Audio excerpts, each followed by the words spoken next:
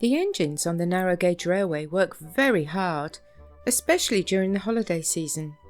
Skarloey, Rheneas, Peter Sam, Sir Handel and Rusty all try to help each other out when the workload gets too much for one of them to handle. But Duncan doesn't have a lot of time for other engines. I'm a plain speaking engine. I get my work done, and when I'm done, I get back to the sheds for a rest. I've no time to waste on favours. The other engines would grumble dreadfully about it. They knew Duncan's attitude was wrong, but they were too tired to argue. Early one morning, the Fat Controller paid a visit to the sheds. As you know, the summer run is a very busy time for the railway, with lots more passengers visiting the island. Peter Sam, Sir Handel, you'll need to have an extra coach added to your trains. Skarloey and Rheneas, you're both at full capacity, and to avoid any unnecessary repairs, your schedules will not change. Rusty, as well as mending the line, you're on standby to pull coaches, in case one of the engines has an accident. Duncan, I need you to either take an extra carriage on all of your runs, or I'll need to increase your timetable to match the standard gauge connections. Duncan was cross. Sir, I work hard enough for 2 engines on this railway. If those passengers want to visit the island, that's their choice, and they should adapt to our way of working, no the other way around. Honestly, Duncan, can you just wind your funnel in for once and do as you're told? That's rich coming for the engine who pulled a sickie and got Peter Sam's funnel all battered up. Silence! Snapped the Fat Controller. Sir, Rheneas and I can handle another coach each. I wouldn't put that any pressure on 2 of my oldest engines. We may be old, sir, but the passengers come first. If we don't put on more trains, they might not come back to the island. And we all know where that would leave us. Trust us, sir. We can manage. The Fat Controller pondered for a moment. Very well.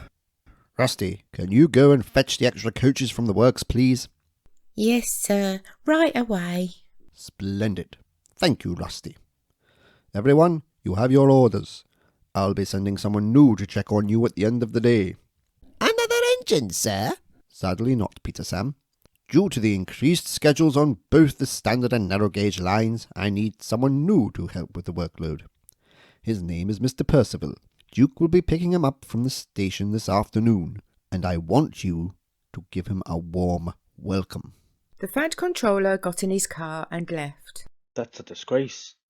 I know, a new controller. I won't stand for it. Not that.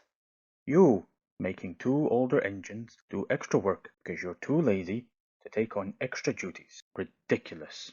I speak as I find. It's not up to us to accommodate the extra footfall on the island. They buses are always going on about wanting more passengers. Enough, you two! My fellow's sore with all your boiler aching. Now, we all have jobs to do, and I suggest we get to it before we start running late. That wouldn't be a good impression on this Mr. Percival, now would it? Righto, Skarloey. Let's get to it. And the engines puffed away. Duke is one of the oldest engines on the island. He's not as old as Skarloey or Rheneas, but after only just being found when he was left in a shed for so long, he requires more care than the others and is only used for special duties. Hello, Duke, called Rusty wearily. Hello, Rusty, you little scallywag. I told you, call me Grandpuff. Why so glum? I thought you diesels were meant to be full of energy. Sorry, Duke. I mean Grandpuff. I'm just tired. The summer season. I remember it well. Long runs up and down the line. Passenger trains brimming with eager holiday makers. And beaches with happy children building sandcastles. His Grace, the Duke of Sodor, loved summer. Is that why you're so sad, young diesel? A lack of holiday makers? Quite the opposite, Grandpuff. We're rushed off our wheels. That's why we need new coaches added to the trains. Well, I'm sure young Stuart and Peter, Sam and Sir Handel can handle it. They'll be fine, Grandpuff. It's Skarloey and Rheneas I'm worried about. Surely those 2 aren't having to do the heavy lifting. Why, they're older than I am. Well, Duncan threw a wobbler about the extra work, and to keep the peace, Skarloey and Rheneas offered to take the load. Duke's boiler was ready to burst. That impudent scallywag. Those two engines have worked hard all their days and deserve a rest. That's the problem with these young steamies. They don't know the meaning of the word work. That kind of attitude would never suit his grace. Where is Duncan? Doing his usual rounds. Driver, fireman, get me fire up, please. I need to speak to this young upstart. Now, Duke, remember, you have the special visitor to pick up. We don't want you bursting a valve before we get to the station. Nothing of that sort. Duke snorted. Now, take me to this Duncan. He's a right good smudging. And he puffed away. Oh dear, thought Rusty, and went to collect his coaches. Duncan puffed into the station where James was waiting. He grumbled dreadfully. I get no rest, He muttered to himself. You're late, snorted James. You're early, snapped Duncan. What's crawled up your boiler? Asked James. That's Sir Handel acting like he's the big shot, telling me what to do. He can take a running language, youngster, shouted Duke. What's it to you, old timer? The name's Duke, you impertinent scallywag. And what's this I hear about you not doing your fair share? I do more than my fair share, Aldrin, snapped Duncan. I pull passenger trains, collect trucks, deal with grumpy passengers and staff all day, and no even a thank you. Why should I do more than I have to, with the common decency of a job well done? I don't get the cushy jobs like you, taking bigwigs to meet the low life like us. Now see here, young steamer, I've earned my right to that cushy life, as you call it. I've worked all my days for his grace, doing the same jobs as you, I might add, and not once did I get a thank you. But I didn't need one, because the work spoke for itself. And when my line closed down and Stuart and Falcon were sold, where'd that leave me? Locked away in a shed and buried under muck and soil for all those years. Yes, blah, blah, blah. Now, can you both stop trying to one-up each other and hurry up with my passengers, please? I have an important job to do. Duke and Duncan turned their animosity towards James. Oh, here you go then, Mr. Smarty Axles. If you're too important for our passengers, then just roll on out of here. Maybe I will. Don't listen to him, lad, said Duke to Duncan. That big red waste of water is a guarantee connection. He can't leave until he gets your passengers. Aye, and that wouldn't look good for a splendid red engine like him. Duke chuckled. Splendid red? Is that what he calls it? I've seen a bit of shade of red on me footplate. Duke and Duncan began to laugh hysterically. They enjoyed teasing James.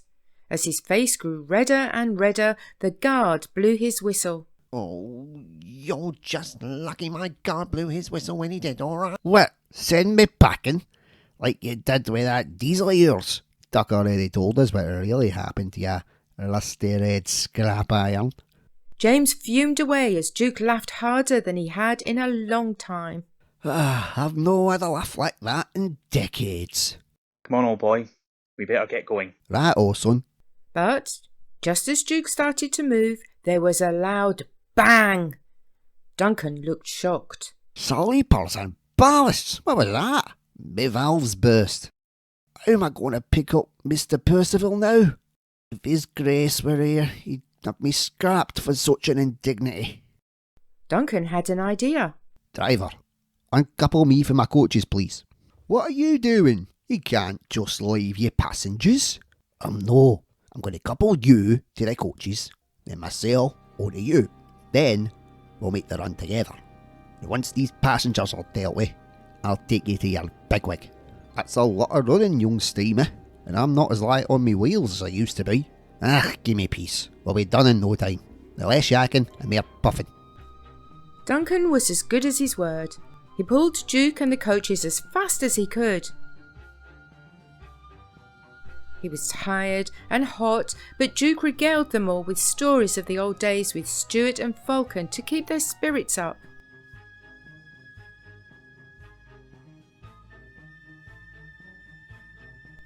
At last they reached the end of the line. The passengers all thanked Duncan and Duke for getting them home. Sorry I'm late. Said Duncan sadly. I'm sure his grace wouldn't like that, old-timer? On the contrary, young steamer. You got your passengers home and helped an old engine in trouble. His grace would be very proud of you. Duncan smiled. It felt good to be recognised for his achievements for once. Now come on, let's go get that bigwig before he wonders where we are, young steamer. Aye, no problem, old-timer. And it's Duncan, by the way. Call me Duke. I thought everybody called you Grandpuff. My colleagues call me Grandpuff. My friends call me Duke. And they puffed away. That evening, all the engines were back at the sheds. What a day, Said Peter Sam. You said it. Said Skarloey. My axles are aching. as are mine. Said Rheneas. But at least all the passengers got to their destinations and back again. And on time too, Remarked Rusty. overall, not a bad day's work. Speaking of work, where is Duncan? Probably gone off to sulk in a shed at the other end of the line. Joked Peter Sam. I don't get that engine. No one does. Just then, Duncan and Duke arrived. And I said, it's no use, Stuart. You can't win. Duncan laughed. Oh, that's fantastic. You really are a sly old engine, aren't you? All right, enough you two. You've been laughing and joking all the way from the station. I could barely hear myself think. Sorry, sir. That's quite all right, Duncan. So, this is your little team. Allow me to introduce myself. My name is Mr. Percival, and I'll be looking after you lot while Sir Topham Hatt is dealing with the standard gauge engines on the other line. I'll get to know you all in due time, but right now, I need to get some rest. It's been a very long journey from the mainland. Duncan, would you kindly take me to the next station? Preferably one close to a nearby cottage, please. Of course, sir.